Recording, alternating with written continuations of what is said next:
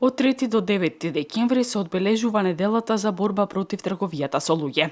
Една од зацртаните цели на Сдруженијето за еднакви можности Семпер од Битола е да посветува внимание на превенцијата од трговија со луѓе. На ниво на Македонија овој општествен проблем е идентификуван од 2002 година. Во последните години се идентификувани домашни жртви на трговија со луѓе но бројот за среќа се намалува. И така и случајот со оваа година.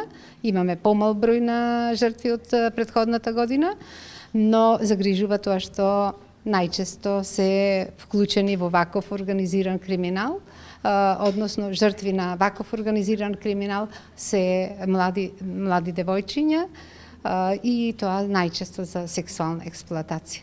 По идентификацијата на проблемот трговија со луѓе, важно е да се работи на едукација и информирање на луѓето, пред се на младите. Работиме на овој проблем со единствена цел, значи да ги информираме младите како најризична група, дека треба да имаат што повеќе информации, посебно во контактите, посебно младата популација кога веќе е заинтересирана за вработување и надвор од земјата, кои се потребни информации